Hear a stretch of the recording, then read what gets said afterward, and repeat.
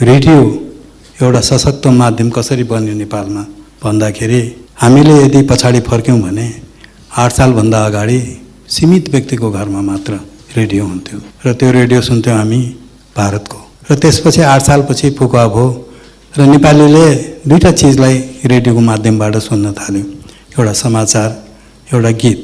गीतहरू त्यसमा पनि भारतको अल इन्डिया रेडियो नेपालबाट पनि बस्थे तर नेपालमा 24 घण्टा बज्दैन थियो। अनि समाचार बेग्रो भएर सुनिन्थ्यो बीबीसीको, भोइस अफ अमेरिकाको।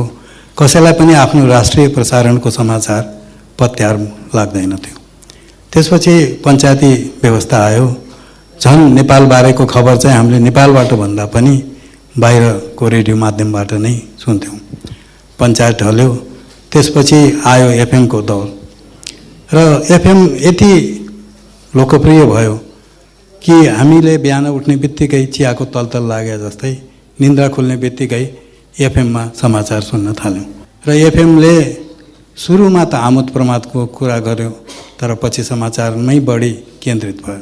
त्यसपछि ज्ञानेन्द्र युग आयो। त्यही बेला मैले आफ्नो वकालत पेसा त्योभन्दा केही वर्ष अगाडि त्यागेँ र सर्वोच्च अदालतमा न्यायाधीश भएँ। र म न्यायाधीश हुँदाखेरि त्यो बेलामा एफएममा समाचार प्रसारण प्रतिबन्ध लाग्यो र खालि समाचार प्रसारण बाहेकका अरू प्रसारण गर्न पाउने भयो। र मेरो बेन्चमा एउटा यस्तो रिट आयो कि समाचार प्रसारण प्रतिबन्ध लगाएकोलाई चाहिँ रोक्नलाई। र मैले न्यायाधीशको हैसियत भन्दा पनि एउटा नागरिकको हैसियतले विचार गरेँ कि मेरो सुसूचित हुने हक जुन हो त्यो कसरी मैले प्रयोग गर्ने त। यदि समाचारै म सुन्न पाउँदिनँ भने आज त समाचार प्रसारणलाई राज्यले रोक लगाए, भोलि तेरो जुत्ता यस्तो हुनुपर्छ भन्ने हो कि, भोलि तेरो लुगा यस्तो हुनुपर्छ भन्ने हो कि, भोलि तैँले मनमा उमड्ने विचार पनि यसरी मात्रै मनमा ल्याउन पाइन्छ भन्ने हो कि, भने यो नियन्त्रणको सीमा कहाँसम्म त। मान्छे स्वतन्त्रतापूर्वक जन्मेको हो, त्यो स्वतन्त्रता अक्षुण्ण रहनुपर्छ भन्ने भावना मलाई आएर मैले भने नागरिकका सुसूचित हुने हक यसरी कुण्ठित गर्न पाइँदैन। त्यस कारण यो समाचार प्रसारणको रोक चाहिँ अदालतले बदर गरिदिएको छ। र त्यसले एउटा बाटो त खोलिदियो कि अदालत पनि फ्रिडम अफ प्रेस प्रति प्रतिबद्ध छ भन्ने एउटा लकीर चाहिँ कोर्यो। र त्यो लकीरमा एउटा सहभागी हुन पाएकोमा मैले आफूलाई बडा भाग्यमानी पनि सम्झेको छु। र मैले आज बिहान पनि यहाँ आउनु अगाडि यसो मनमा विचार गरेँ कि हाम्रो संविधानको अहिले जुन प्रियाम्बल छ त्यति मात्रै जारी गरे पनि पुग्ने रहेछ, अरू केही पनि गर्नु नपर्ने। संविधानमा त्यो प्रियाम्बलको 1 पेज मात्रै राखे पनि अरू सबै कानुनले गर्न पनि सकिन्थ्यो। जस्तो बेलायतमा कानुन मात्र छ, संविधान डकुमेन्ट त छैन। संवैधानिक कानुन पनि, संविधानको व्यवस्था पनि कानुन अनुसारै हुन्छ। र हामी अगुल्टोले हान्या कुकुर जस्तै हो कि भनेर संविधानको प्रियाम्बलमा यति कुरा त्यहाँ वर्णन छ कि कहिलेकाहीँ म एउटा कानुनकर्मी भए हुनाले किन यतिका कुरो लेख्नु पर्यो। प्रजातन्त्र भन्ने त पुगिहाल्थ्यो, लोकतन्त्र भन्ने त पुगिहाल्थ्यो, त्यसमा विशेषण किन थप्नु पर्यो। अनि मलाई लोकतन्त्रमा या अहिले हामी लोकतन्त्र भन्छौँ, प्रजातन्त्रमा विशेषण थप्यो कि अलि शङ्का लाग्छ। किनभने विशेषण थप्नै नपर्ने हो नि लोकतन्त्र भनेपछि, प्रजातन्त्र भनेपछि। अनि मलाई आफ्नो कलेजको दिन याद आउँछ। त्यो बेला 3टा प्रजातन्त्र थियो संसारमा। एउटा शुद्ध प्रजातन्त्र मात्रै थियो, अर्को नियन्त्रित प्रजातन्त्र, निर्देशित प्रजातन्त्र। नियन्त्रित प्रजातन्त्र इन्डोनेसियाले चलाएको थियो, निर्देशित प्रजातन्त्र पाकिस्तानले चलाएको थियो। दुवै असफल भए। त्यसले गर्दाखेरि प्रजातन्त्रमा विशेषणको जरुरतै थिएन, हुन पनि पर्दैन थियो। अहिले नेपालको संविधान कस्तो भयो भन्दाखेरि संविधान मात्रै हेर्ने हो भने त म त गदगद हुन्छु। किनभने म 30 वर्ष वकालत गरेको, 6.5 वर्ष सर्वोच्च अदालतको न्यायाधीश र प्रधान न्यायाधीशको भूमिका निर्वाह गरेको व्यक्ति हुँ। त्यस कारण संविधान हेर्दा त मैले असन्तुष्ट व्यक्त गर्ने केही ठाउँ छ, कन्ट्राडिक्सनहरू छ, तर ओभरअल संविधान चाहिँ लोकतान्त्रिक र नागरिकका हक रक्षकको निम्ति नै यो। म किन कन्ट्रोभर्सियल केही चिजहरू छ भन्ने कुरालाई गत हप्ता राष्ट्रिय मानव अधिकार आयोग र प्रेसवालाहरू, गैर सरकारी संस्थानहरू र नेपाल बारको एउटा संयुक्त प्रयासले हामीले एउटा के डिसाइड गरेका थियौँ भन्दाखेरि 2-3 महिनामा अहिलेको नेपालको खास गरेर प्रेस फ्रिडमको विषय र मानव अधिकारका विषयमा हामीहरूले छोटो जमातमा एउटा कार्यक्रमहरू निरन्तर गरिरहने। प्रेसले गर्यो, त्यसपछि नेपाल बारले गर्यो, अनि पालो मेरो थियो, मैले गरेँ। अब चाहिँ जान्छ गैर सरकारी संस्था महासङ्घमा जान्छ। यसमा हामीले के चिजहरू छलफल गऱ्यौँ भन्दाखेरि नेपालमा मौलिक अधिकारको स्थिति र अभिव्यक्ति स्वतन्त्रताको स्थिति के छ त। अब जहाँसम्म मौलिक हकको कुरा छन्, यदि हामी अहिलेको संविधान हेऱ्यौँ भने संविधानले ग्यारेन्टी के गरेको छ भन्दाखेरि धेरै मौलिक हकहरू ग्यारेन्टी गरेको छ, मानव अधिकारका कुरा पनि गरेको छ। तर मैले पढेको मौलिक हक त फन्डामेन्टल राइट जसलाई भन्छौँ हामी, जुन दिन संविधानमा आयो त्यही दिनदेखि कार्यान्वयन हुन्छ, हुनु पनि पर्छ, नत्र राज्यका निर्देशक सिद्धान्त मात्रै हुन्छ त्यो। तर नेपालको विडम्बना कस्तो भने दिन त धेरै दियौँ, कार्यान्वयन पक्ष चाहिँ कसरी राख्यौँ भने 3 वर्षभित्र कानुन बनाएर, अनि 3 वर्ष पुग्न लागेको दिन 16वटा कानुन एकैचोटि आयो। कति पढियो कति पढिएन मैले नै पढ्न पाएको छैन। अनि त्यो कानुन बनाएपछि खुसी त भएँ म। अनि फेरि कानुन पल्टाउँदै जाँदा त तोकियो बमोजिम रहेछ। फेरि अब तोक्ने फेरि मन्त्री परिषदले हो, मन्त्री परिषदलाई सीमा तोकिदिएको छैन। त्यसले गर्दा अहिले हाम्रो मौलिक हक चाहिँ वास्तवमा मौलिक हक भएर राज्यका निर्देशक सिद्धान्त अनुरूप नै कोटीमा ती हकहरू रहेका छन्। जस्तो उदाहरणको लागि अहिले खाद्यान्न कसैले पाएन भने के सर्वोच्च अदालतमा रिट हालेर खाद्य दिने अधिकारलाई परिचालन गर्न सकिन्छ? किनभने कानुन छैन। कानुन आयो, कानुनमा तोकियो बमोजिम भने तोकिएको छैन। यी सब यावत झन्झट छन्। अनि यो कस्तो स्थिति देखियो भने संविधानले सब थोक दियो, केही पनि दिएन भन्न पनि पाइने हो कि। मलाई एउटा याद आउँछ, रुसमा सोभियत रुस विखण्डन भयो, पेरेस्ट्रोइका ग्लास्नोस्त आयो र रुस स्वतन्त्र भयो। अनिखेरि रुसमा एउटा म्यागजिन निस्कन्थ्यो तिनताका, स्पुत्निक भन्ने, र त्यो बहुभाषी थियो र मलाई इन्ट्रेस्ट लाग्थ्यो, त्यो पढ्थेँ। अनि स्पुत्निकमै एउटा इन्टरभ्यू आयो एउटा रसियनको, अब त देशमा प्रजातन्त्र आयो, सब थोक भयो। अनि उसले भने हो मैले सबै थोक पाएँ तर केही पनि पाइनँ। त्यसले गर्दाखेरि हामी पनि यो भन्न बाध्य हुनु नपरोस् कि संविधान त सबै थोक पायौँ तर कार्यान्वयन पक्षमा केही पनि पाएनौँ। त्यस कारण यो चिजमा गम्भीर चाहिँ हुनुपर्छ। अब जहाँसम्म अभिव्यक्तिको स्वतन्त्रता हो, यो हरण गर्नै सक्दैन कसैले भन्छु। किन भन्दा मेरो मनमा उमड्ने विचार, मेरो मनमा जुन जुन विचारहरू आउँछ त्यो विचारलाई त कसैले नियन्त्रण गर्न सक्दैन। त्यो विचार जब अभिव्यक्त गर्छौँ अनि अभिव्यक्ति स्वतन्त्रताको कुरा आउँदछ। नेपालमा कस्तो किसिमले आयो भन्दाखेरि हामीले संविधानको प्रस्तावना भन्यो पूर्ण प्रेस स्वतन्त्रता, अभिव्यक्तिको स्वतन्त्रतासँग प्रेस चाहिँ अन्योन्याश्रित रूपले गाँसिएको छ। पूर्ण प्रेस स्वतन्त्रता भन्यो अनि फेरि गएर नागरिकलाई बोल्न पाउने, अभिव्यक्त गर्न पाउने स्वतन्त्रता दियौँ।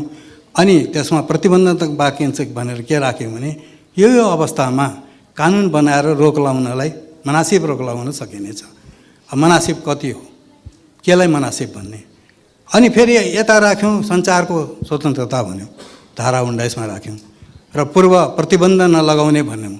अनि फेरि त्यही प्रोभाइजोमा के राख्यौँ भन्दाखेरि प्रतिबन्धको वाक्यांशमा पूर्ण प्रतिबन्ध नलाउने माथि भन्यौँ, तल गएर प्रतिबन्ध लगाउने कानुन चाहिँ ल्याउनु पाउने।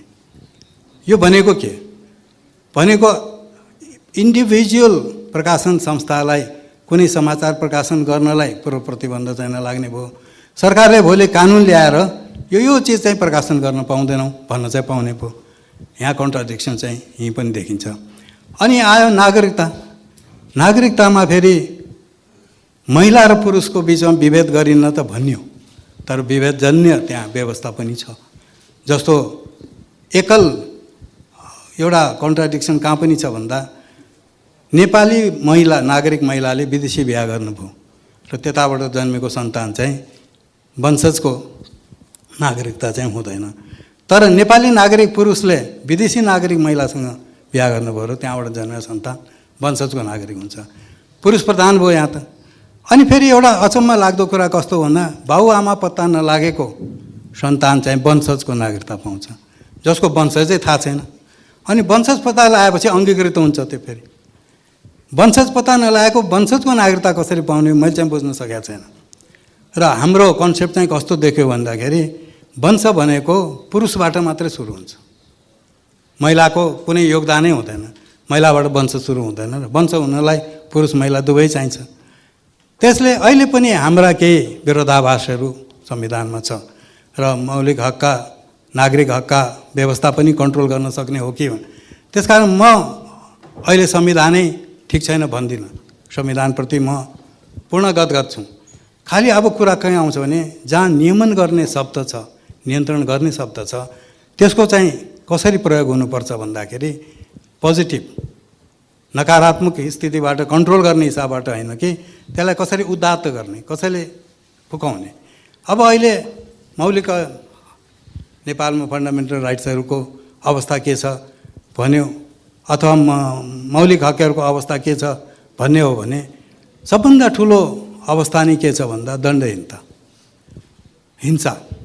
अहिले यदि डाटा म एक्जागरेट पनि गर्न चाहन्न, प्रहरीले नै दिएको डाटाहरू हेर्ने हो भने यो 2 वर्ष यता हिंसामा अत्यधिक वृद्धि भएको छ र त्यसलाई नियन्त्रण गर्न सकेको छैन। दण्डहीनता अत्यधिक छ। उदाहरणको लागि नेपालमा बिरलै कोटी सुनिन्थ्यो एक्स्ट्रा जुडिसियल किलिङ। हालाकि यो शब्द करेक्ट होइन भन्छु म, किनभने नेपालमा जुडिसियल किलिङै छैन भने एक्स्ट्रा जुडिसियलको कुरै आउँदैन। तर कस्तो पद्धति अपनाइन थाल्यो भन्दाखेरि हामी कहाँ रिपोर्टेड भएकै 10 वटा हत्याका उदाहरण छन्, जसमा एउटा त अस्ति मानव अधिकार आयोगले आफ्नो निर्णय पनि सार्वजनिक गरिसकेका छ। समातेर मुद्दा ट्रायल गर्नु, प्रमाण जुटाउनु सट्टा बरु गोली हानिदिने। 18 वटा गोली हुन्छ कि 9 वटा गोली हुन्छ। 2टा केसमा त हामीले के पाएछौँ भन्दाखेरि 9 वटा गोली हानेको छ र उताबाट एउटा गोली पनि देखिँदैन फेरि। त्यसले गर्दाखेरि यी अवस्था चाहिँ जसले अनुसन्धान गर्नुपर्ने हो, जसले अपराध नियन्त्रण गर्नुपर्ने हो, त्यो चाहिँ असफल भएको देखिन्छ। निर्मला पन्तको उदाहरण हाम्रो सामुन्नै छ। यसले गर्दाखेरि अहिले नेपालमा दण्डहीनता बढ्यो। सीमान्तकृत जात जातिको अझ पनि हक इस्टाब्लिस गर्न सकेका छैनौँ। छुवाछुत बढ्यो, छुवाछुत अस्पृश्यता अत्यधिक बढ्यो र त्यसमा द्वन्द्वहरू पनि बढे र सङ्क्रमणकालीन न्याय त एउटा कस्तो विषय भयो भन्दाखेरि 63 सालमा कम्प्रिहेन्सिभ पिस एग्रिमेन्ट गऱ्यौँ।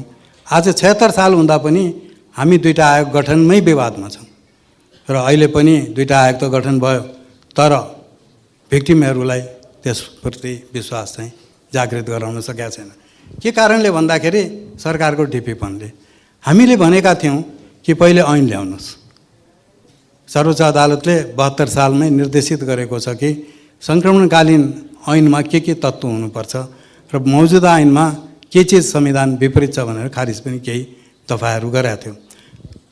अब 72 सालको सर्वोच्च अदालतको फैसला आज 76 साल सिद्धिन लाग्यो। यतिका वर्ष किन लाग्यो त्यसको जवाब सरकारसँग पनि छैन।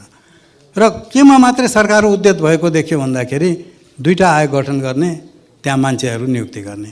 मान्छेहरू असल हुनुहोला, मान्छेहरू योग्य पनि हुनुहोला, तर यदि भिक्टिमको तपाईँले विश्वास जित्न सक्नु भएन भने त्यो इन्स्टिट्युसनै फेरि फेलर हुने अवस्था आउँदछ। त्यसले गर्दाखेरि सरकारको नियतप्रति पनि म जान्न। किन भन्दाखेरि मैले एउटा आङ्कलन के गरेको छु भन्दा दक्षिण एसियामा जुनसुकै सरकार रहोस्, नेपालको कुरो मात्रै गर्दिनँ, अहिले भारतको उदाहरण हाम्रो अगाडि धेरै छ कि भारतमा नेपालभन्दा पनि बढी प्रेसम्यानहरू खतराको सूचीमा छ। दिनदहाडे प्रेसम्यानहरूको हत्या भएको छ र काश्मीरको अवस्था हेर्ने हो भने एउटा लोकतान्त्रिक मुलुकमा त्यसरी सञ्चारका माध्यमहरू सबै बन्द गर्नु बडो लज्जास्पद थियो र उसले जस्टिफाई गर्यो सरकारले। मानव अधिकार आयोग चुप लाग्यो, त्यहाँ केही पनि बोलेन उसले।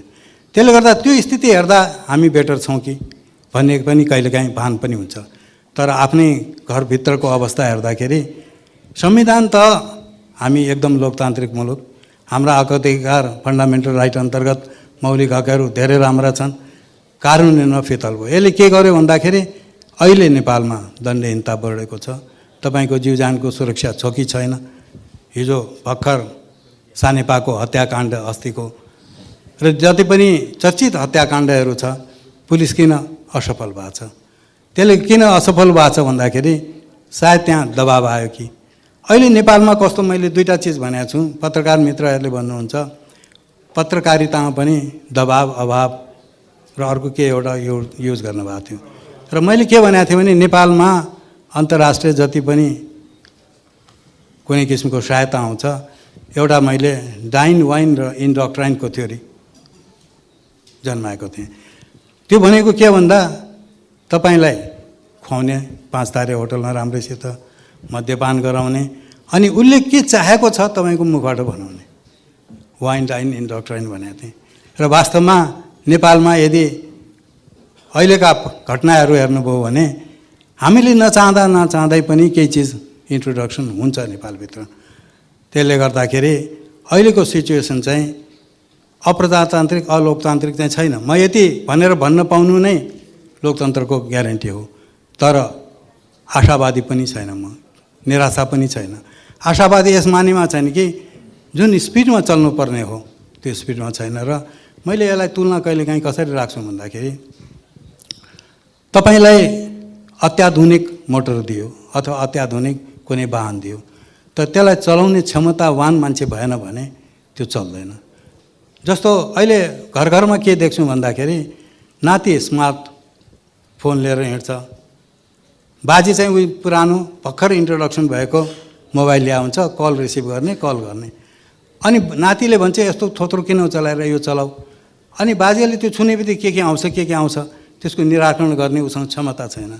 अहिले हामीले त्यस्तै अत्याधुनिक संविधान त दियौँ, तर त्यो संविधानलाई चलायमान गर्ने क्षमतावान व्यक्तिहरू चाहिँ दिएनौँ कि हामी हिजोमै रुमलिरहेछौँ, 17 सालमै रुमलिरहेछौँ, 7 सालमै रुमलिरहेछौँ। किन हामी चाहिँ 37 सालपछि 40 सालपछिका कुरा गर्दैनौँ? त्यसकारण मलाई लाग्छ कि हाम्रो सोच चाहिँ अझ पनि विगतमै रुमलिरहेछ, आधुनिकतातर्फ छैन। अहिले संसार कस्तो भएको छ नेपाल भने नेपालमा प्रत्येक सार्वजनिक पद धारण गरेको व्यक्ति आम जनताको सूक्ष्म निरीक्षणमा चाहिँ छ। र सरकारले यो भुल्नु हुँदैन, यो ठान्नु हुँदैन कि जनता केही पनि जान्दैन, जनता जानकार बढी छ। र सरकारले के ठान्यो भन्दाखेरि म अभिभावक हुँ, मैले जनताले लाउनुपर्ने जुत्ताको कलर पनि मैले निर्धारण गर्ने, अनि त्यसले लाउने कमिज पनि मैले निर्धारण गर्ने। यो चिज चाहिँ हामीले बिर्स्यौँ कि उहाँहरूलाई पदमा पुर्याउने त्यही बुद्धिमान जनता हो। फेरि म भोटको माध्यमबाट म आफ्नो प्रतिनिधि चुन्ने म बुद्धिमत्ता छ भने मैले आफ्नो बारेमा सोच्ने बुद्धिमत्ता हुन्छ कि हुँदैन। त्यस कारण यो चिजलाई चाहिँ हामीले आकलन गर्दै गरेनौँ र कस्ता कस्ता विधेयकहरू ल्यायौँ जसले त्रसित हुनुपर्ने, सङ्कित हुनुपर्ने। जस्तो मिडियाका 3टा सम्बन्धित विधेयक आए, त्यो विधेयक मिडिया फ्रेन्डली चाहिँ कहीँबाट पनि देखिँदैन र दबाबपछि मात्रै हट्न थाल्यो सरकार। यसले सन्देश राम्रो त दिँदैन नि। यो कारण किन भयो भन्दाखेरि त्यो कुनै पनि ऐन कानुनका बेनिफिसियरी जसलाई भन्छौँ हामी, जो सम्बन्धित व्यक्तित्वहरू छन्, जो सम्बन्धित कम्युनिटी छ, त्योसँग छलफल गर्ने संस्कारै गयो। संवाद गर्ने कुरा चाहिँ धेरै गऱ्यौँ हामीले, तर ऐन कानुन बनाउने बेला संवादै गरेनौँ।